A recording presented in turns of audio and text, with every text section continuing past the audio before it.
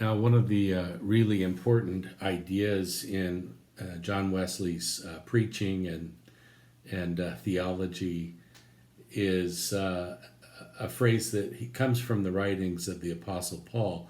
Wesley was very attracted to the idea of renewal in God's image, that it's possible for human beings, despite the effects of sin in the world and on all of our lives, that we can be renewed in the image of God.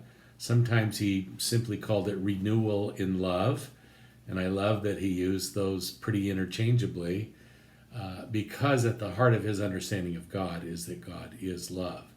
And to be renewed in God's image would be to be renewed through Christ to become a person who is growing ever more and more to loving God with all of our heart, soul, mind, and strength, and loving all neighbors that we encounter as our very selves. Now, Wesley did not extend that specifically to any creatures beyond our human neighbors, but you'll notice in the essay, and I do encourage you to read it, in a very early sermon, I think called "The Image of God," where Wesley has some, I would have to say, goofy ideas about what he thought the original human being or human beings were capable of. He usually talks about it in the singular, and he clearly means a male. But aside from that, it's a portrait that even if one were to take the opening chapters of Genesis literally, and I don't, you'd have to say Wesley isn't taking it literally. He's reading way beyond what the text can actually support as he goes on and on about human perfections, which has been a problem in Western Christianity. We've obsessed so much about how everything was perfect in the beginning. You kind of wonder how it is that if Adam was so perfect, he could screw up so easily. And furthermore, if everything was created perfectly and created perfect, how it could get so unperfect so quickly and easily because of Adam's transgression. And I know there's a whole theological tradition there that I think we can do without, honestly, and I don't think it holds up to real scrutiny. But the important thing is that Wesley, so in his sort of, I would say, dreaming speculations about the original perfections of humanity, it's what we've already mentioned, that he, though it says nothing like this of the sort in Genesis 1, 2, or 3, he speculates that the human being created in God's image must have just been beautifully reflecting this love of God, this love that flames forth from itself, this divine love, and we're the creatures who could consciously accept or receive or invite this love as divine presence or divine presence as love into our very beings, and then reflect it, offer it back. First, he says to God who gave it, and then to our fellow humans. I don't know how many he's speculating there were around. I guess 2, maybe 3 or 4. I don't know. Because it's really not even important to him, I don't think. It's not so important that he's trying to situate this in the beginning with Adam, Eve, Cain, and Abel, and so on, although if pressed, he would have. The more important idea is that he's actually offering a kind of theological anthropology in terms of what the ideal would be. What would the ideal human existence be? And Wesley's saying it would be one in which we love God, again, love fellow creatures who are also made in God's image as we are. He'd be very careful to say that it's human beings that are. But he doesn't see the non-human creatures as just background noise, you know. He in the quotation that I have in the book, it's something like this. This love also goes out to all, I think he says, sensitive creatures. And we know from other contexts that he means by that any non-human creature capable of pain or pleasure is kind of where that's a sensitive creature. Well, that that covers an awful lot of territory, probably way more than Wesley would have even guessed. But that we are the creatures who can extend that love not only to fellow creatures made in God's image, but to those other creatures who bear God's, I think he says, superscription, which would be something like signature. So while he doesn't say, like I have this beautiful sculpture that I actually surprised my wife with, years ago now, and you might be able to see there's some birdies on it. We call it the tree of life. Wesley wouldn't have said that birds are created in God's image, but he would say that they bear the divine superscription. They bear the handiwork, the signature of God. So, and we are to love them as is appropriate to their nature and our relationship to them. So he has this idea of like what it was like in the beginning. And again, there's really nothing in Genesis that would support this idea.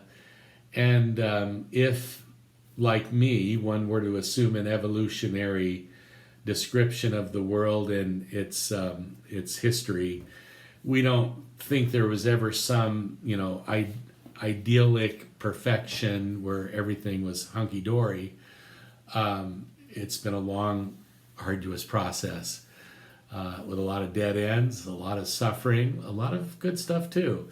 But that's for another time.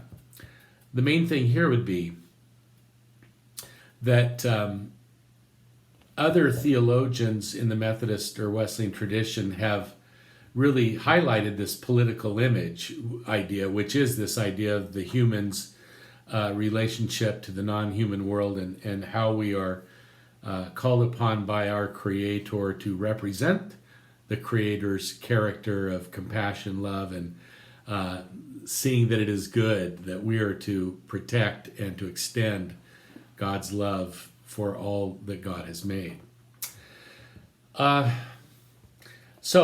One of my favorite theologians, Methodist theologians, a man named Ted Runyon, taught at Emory University for many years. He has a book called The New Creation, in which he talked about the need of the idea of the political image being renewed. And then Fellman, I can't remember her first name unless it's Beth, but she's in the essay. Diane Fellman? Something like that. Fellman's her last name. I met her. I had a conference here at Point Loma about 20 years ago now on these kinds of themes in Wesley, and she presented at that conference, and I got to know her then. What I quote her doing here is not what she did at the conference, but she criticizes any notion of renewal in the political image because she says John Wesley never talked about the idea that we could be renewed in the political image. He really focuses on the moral image, which is good. The moral image is basically love. But of course, one could immediately go, well, wouldn't a renewal in the moral image have immediate implications for how we live with the more than human world around us? And the obvious answer would be yes. Nonetheless, Fellman says Wesley never talks about renewal in the political image. And I think I have the perfect answer for her. Wesley never talked about that because he never saw any evidence for it.